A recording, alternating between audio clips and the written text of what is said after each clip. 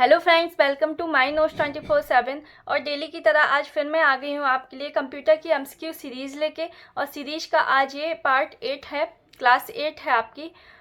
तो दोस्तों, जैसा कि आपको पता है कि ये एमसीक्यू क्वेश्चंस वही होते हैं जो कि आपके एग्ज़ाम के पॉइंट ऑफ व्यू से बहुत ज़्यादा इंपॉर्टेंट होते हैं। और इनका लेवल थोड़ा मॉडरेट होता है, ना ज़्यादा हाई होता है ना ज़्यादा ही ईजी होता है। और इसी टाइप के क्वेश्चंस एग्जाम्स में पूछे जाते हैं। ईजी लेवल नहीं आता है क्योंकि वो क्वेश्चन सभी कर लेते हैं और उसमें कोई कंपटीशन भी नहीं बचता है। तो आइए क्लास को स्टार्ट करते हैं। उसके अलावा एक और चीज़ है कि गर्मी बहुत ज़्यादा पड़ रही है। मेरे यहाँ टेम्परेचर 48 चला गया है, तो आप लोग भी अपना ध्यान रखिए गर्मी में। ठंडी चीज़ें पीते रहिए, ज़्यादा से ज़्यादा जो पेय पदार्थ हैं उनका यूज करिए। नींबू पानी, ग्लूकोज वगैरह पीते रहिए। तो आइए क्लास को स्टार्ट करते हैं। हमारा फर्स्ट क्वेश्चन है आज का, The process of transferring files from an FTP server to an FTP client is called। FTP server से FTP क्लाइंट में फाइल स्थानांतरित करने की प्रक्रिया को क्या कहा जाता है? Option 1 downloading, option 2 uploading, option 3 reloading and option 4 executing. तो इसका जो राइट आंसर होगा वो होगा ऑप्शन नंबर 1 डाउनलोडिंग। आप लोग ऐसे समझ सकते हैं जैसे कि आप इंटरनेट पर कुछ चीज़ देख रहे हैं, आप उसे अपने पास रखना चाहते हैं, तो आप क्या करते हैं, आप डाउनलोड करते हैं। तो मतलब एफटीपी सर्वर से क्लाइंट के बाद, सर्वर क्या होता है, सर्वर इंटरनेट होता है, और क्लाइंट कौन होते हो, क्लाइंट आप होते हो। तो सर्वर से क्लाइंट में अगर स्थानांतरित हो रही हो तो उसे बोलते हैं डाउनलोडिंग, और यदि क्लाइंट से सर्वर पर जा रही है तो उसे बोलते हैं अपलोडिंग। तो इतना आपको समझ में आ गया होगा। तो सर्वर से जब क्लाइंट के पास जाती है तो उसे हम डाउनलोडिंग बोलते हैं। नेक्स्ट क्वेश्चन है हमारा, which of the following refers to a process that involves the transfer of files between computer overs network. निम्नलिखित में से कौन सा एक प्रक्रिया को संदर्भित करता है जिसमें एक नेटवर्क पर कंप्यूटर के बीच फाइलों का स्थानांतरण शामिल है? मतलब फाइल्स का ट्रांसफर जो होता है वो किस प्रक्रिया के तहत होता है, किसके तहत आप फाइल्स को ट्रांसफ़र करते हो? पहला है FTP, दूसरा है DHCP, तीसरा है POP एंड चौथा है आपका ARP। तो ये सभी क्या हैं, ये सभी आपके प्रोटोकॉल्स हैं। FTP का मतलब होता है फाइल ट्रांसफ़र प्रोटोकॉल, POP का मतलब होता है पोस्ट ऑफिस प्रोटोकॉल, ARP का मतलब होता है address resolution protocol and DHCP का अर्थ होता है डायनेमिक होस्ट कॉन्फ़िगरेशन प्रोटोकॉल। तो आपका जो राइट आंसर हो जाएगा वो हो जाएगा आपका option number 1 FTP, file transfer protocol. FTP का ही काम होता है फाइल्स को एक स्थान से दूसरे स्थान पर ट्रांसफ़र करना, या सर्वर से क्लाइंट को, क्लाइंट से सर्वर को फाइल्स को ट्रांसफ़र करना। नेक्स्ट क्वेश्चन है हमारा, question number 3, blank means the use of more than one media in communication. किस संचार में एक से अधिक मीडिया का उपयोग करना क्या कहलाता है? Option 1 multimedia, option 2 animation, option 3 sound and option 4 visuals. तो राइट आंसर हो जाएगा आपका ऑप्शन 1 मल्टीमीडिया। मीडिया माने जैसे कि आपका वॉइस हो गया, टेक्स्ट हो गया, वीडियो हो गया, ग्राफिक्स हो गया, ऑडियो हो गया, सभी मिला के जो होता है वो मल्टीमीडिया कहा जाता है।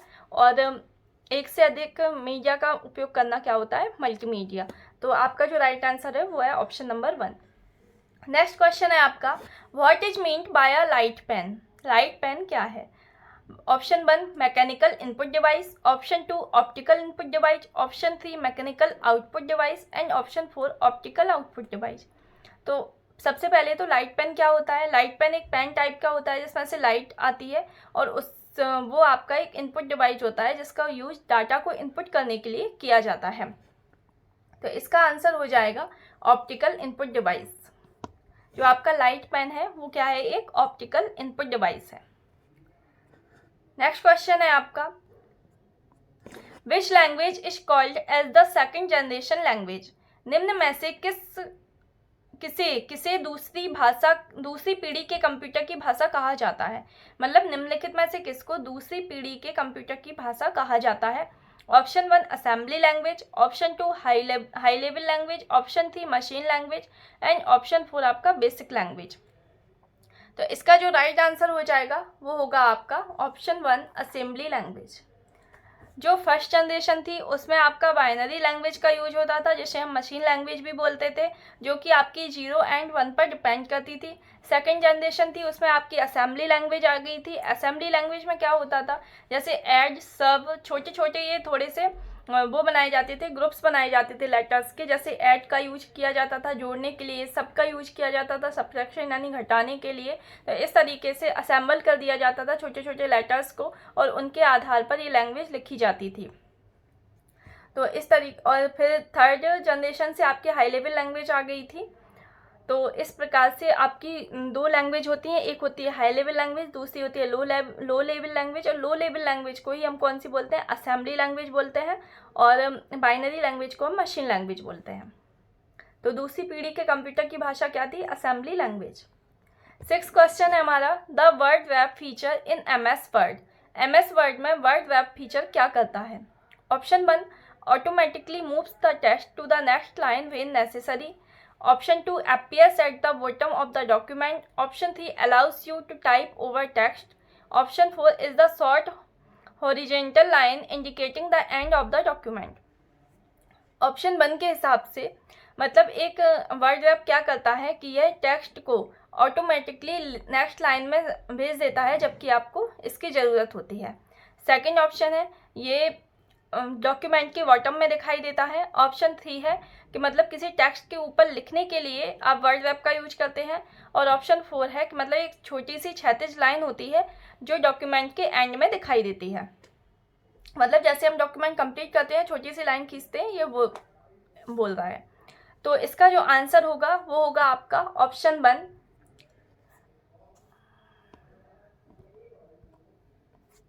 Automatically moves the text to the next line when necessary. मतलब जब उसे लगता है कि यह आवश्यक है कि टेक्स्ट को हमें नेक्स्ट लाइन में भेज देना चाहिए, तो वर्ड वेब टेक्स्ट को नेक्स्ट लाइन में मूव कर देता है। नेक्स्ट क्वेश्चन है, where can you find the watermark option in MS word. MS word में वाटरमार्क का विकल्प कहाँ मिलेगा। वाटरमार्क क्या होता है, जैसे आपका जो A4 साइज का पेपर होता है उसमें हल्का हल्का पीछे एक शेडिंग सा कुछ लिखा होता है, जैसे कि हो सकता है, जैसे आपने बहुत सारी वो नोट्स पढ़े होंगे अलग अलग कोचिंग के, तो आपने देखा होगा कि उन नोट्स के बीच में उस कोचिंग का नाम होता है लेकिन वो हल्के रूप में दिखाई देता है, उसे बोलते हैं हम वाटरमार्क। तो वाटरमार्क कौन से विकल्प में होता है। Option 1 design tab, option 2 layout tab, option 3 home tab and option 4 आपका रिव्यू टैब। तो आंसर हो जाएगा आपका option 1 design tab. Design tab के अंतर्गत ही आप वाटरमार्क का यूज कर सकते हैं। नेक्स्ट क्वेश्चन है, the interval from the time of submission of a process to the time of completion. यह एक प्रक्रिया प्रस्तुत करने के समय से पूरा होने के समय तक का अंतराल क्या कहलाता है। मतलब एक ऐसी प्रोसेस जिसमें आपने कोई चीज़ सबमिट कर दी है और उस पर जो प्रोसेस हो रही है वो कितनी देर में होती है, तो इन दोनों के बीच का जो टाइम होता है उसे क्या बोलते हैं। Option 1 seek time, option 2 response time, option 3 access time and option 4 है आपका टर्न अराउंड टाइम। तो जो आंसर हो जाएगा आपका वो होगा option number 4 turn around time. ये इसे बोलते हैं आप सबमिशन और प्रोसेस के बीच और कंप्लीशन के बीच में जो टाइम होता है उसे हम बोलते हैं turn around time. Next question है हमारा, arrange in ascending order the units of memory. Memory की इकाइयों को आरोही क्रम में व्यवस्थित करें। ये तो आपको पता ही होगा। ऑप्शन 1 है आपका kilobyte, option 2 terabyte, option 3 bytes and option 4 gigabytes. तो इनमें से आपको बताना है कि सबसे छोटी कौन सी है और सबसे बड़ी कौन सी है। जब आप अपना फ़ोन चलाते हो तो फ़ोन में ऊपर आपको डाटा की स्पीड दिखाई देती है जो कि आपकी KB और MB में शो होती है। उसके अलावा ये आपको देखने को नहीं मिलेंगे वहाँ पे। लेकिन सबसे छोटी जो आपकी यूनिट होती है वो होती है आपकी बाइट, बाइट के बाद होती है आपकी किलोबाइट, किलोबाइट के बाद होती है मेगाबाइट, मेगाबाइट के बाद होती है गीगाबाइट एंड देन होती है आपकी टेराबाइट। तो यहाँ पे आपका जो ऑप्शन हो जाएगा वो होगा ऑप्शन नंबर 3142। सबसे पहले बाइट्स आएगा जो कि 8 बिट मिला के 1 बाइट बनता है। फिर 1024 बाइट्स को जब आप मिलाओगे तो आपका 1 KB बनेगा। इसी प्रकार आप 1024 KB को मिलाओगे तो आपका 1 MB बनेगा। तो ये 1024 में ये चलता रहता है। तो इस तरीके से आपकी जो आंसर हो जाएगा वो होगा, सबसे पहले आपका बाइट्स आएगा, उसके बाद किलोबाइट आएगा, उसके बाद आपका गीगाबाइट आएगा, देन आपका लास्ट में टेराबाइट आएगा। तो ऑप्शन नंबर 3 आपका राइट आंसर हो जाएगा। नेक्स्ट क्वेश्चन है, which of the following contains the programming needed to start a PC in essential for bootup. निम्नलिखित में से किस में एक पीसी शुरू करने के लिए आवश्यक प्रोग्रामिंग शामिल है और बूटअप के लिए आवश्यक है। मतलब जब आपको अपना पीसी शुरू करना होता है तो उसमें एक बूटअप प्रोसेस चलती है और वो प्रोसेस किसके अंतर्गत सेव होती है। Option 1 RAM, option 2 hard disk, option 3 ROM and option 4 आपका फ्लॉपी डिस्क। तो आंसर हो जाएगा आपका रोम। जब भी आप अपना पीसी स्टार्ट करते हो तो जो बूटिंग प्रोसेस के लिए जो सॉफ्टवेयर डला होता है, जो प्रोग्रामिंग डली होती है, वो कहाँ होती है, रोम में ही सेव होती है। नेक्स्ट क्वेश्चन है, which of the following storage devices uses the concept of track and sector. निम्नलिखित में से कौन सा स्टोरेज डिवाइस ट्रैक और सेक्टर की अवधारणा का उपयोग करता है। मतलब कौन सा ऐसा स्टोरेज डिवाइस है जो ट्रैक एंड सेक्टर में अपनी स्टोरेज करता है, डाटा को स्टोर करता है। ऑप्शन 1 है आपका hard disk, option 2 ROM, option 3 RAM and option 4 है आपका मैग्नेटिक टैब। आंसर हो जाएगा आपका option 1 hard disc.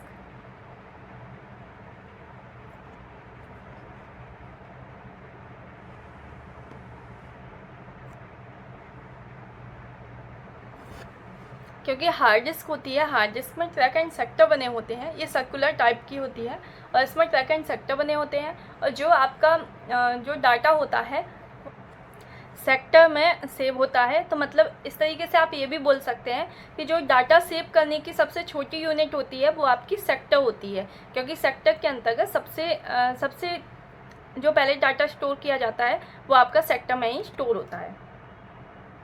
Next question है आपका, which of the following refers to the letter, एक सेकेंड, हाँ, which of the following refers to the letter D in D RAM with reference to computer memory. कंप्यूटर मेमोरी के संदर्भ में निम्नलिखित में से कौन सा डी रैम में डी अक्षर को परिभाषित करता है। मतलब जो डी रैम होती है आपकी, उसमें उसका फुल फॉर्म होता है जो, तो उसमें डी का फॉर्म क्या होता है। Option 1 driven, option 2 dynamic, option 3 data and option 4 dangling. तो जो आपका आंसर हो जाएगा वो होगा आपका ऑप्शन नंबर 2 डायनेमिक। इसका फुल फॉर्म होता है dynamic random access memory. Next question है, in MS word the keyboard shortcut Ctrl+N is used to. MS word में कीबोर्ड शॉर्टकट Ctrl+N का उपयोग किसके लिए किया जाता है।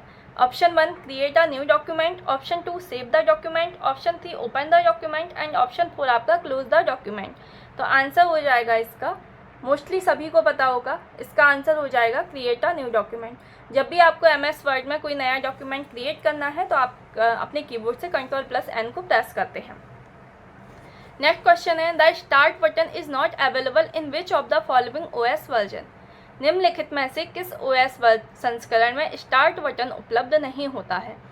आपने देखा होगा डेस्कटॉप पर एक बॉटम में लेफ्ट कॉर्नर में एक स्टार्ट बटन होता है, उस पर आप क्लिक करते हो तो आपको सारे प्रोग्राम्स सारे उसमें शो हो जाते हैं।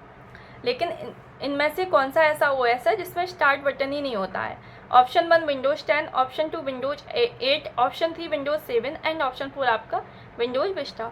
तो आंसर हो जाएगा आपका ऑप्शन नंबर 2 विंडोज़ 8। विंडोज़ 8 में आपका जो स्टार्ट बटन होता है वो नहीं होता है, आपका विंडोज़ 8 में नहीं मिलेगा। नेक्स्ट एंड लास्ट क्वेश्चन है हमारा आज का, a word in a web page that when clicked opens another document is known as AN। मतलब वेब पेज पर मौजूद वह शब्द क्या कहलाता है जिस पर क्लिक करने से यह एक अन्य डॉक्यूमेंट को खोल देता है।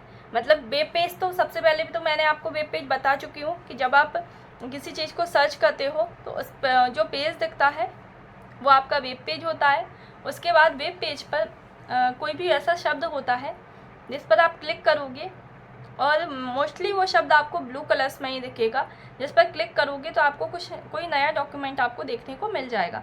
तो वो होता है आपका, क्या होता है, option 1 anchor, option 2 URL, option 3 hyperlink and option 4 reference.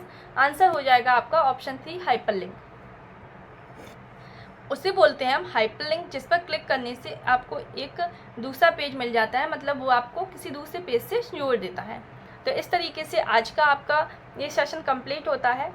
I hope आपको पसंद आया होगा, क्योंकि मैंने उन्हीं इम्पोर्टेंट क्वेश्चंस को लिया है जो कि आपके एग्ज़ाम्स के पॉइंट ऑफ व्यू से इम्पोर्टेंट है और जो बार बार एग्ज़ाम्स में आते भी हैं। इनमें से मोस्टली क्वेश्चन एग्ज़ाम में आ भी चुके हैं और जिनके आने की संभावना रहती भी है। तो इस तरीके से अगर आपको वीडियो अच्छी लगी है तो वीडियो को लाइक करिए, चैनल को सब्सक्राइब करिए, जिससे कि आगे आने वाली वीडियो का नोटिफिकेशन आपको सबसे पहले मिले। मिलते हैं नेक्स्ट वीडियो में। गर्मी बहुत ज़्यादा है, आप सभी अपना ध्यान रखिए। Bye bye, take care.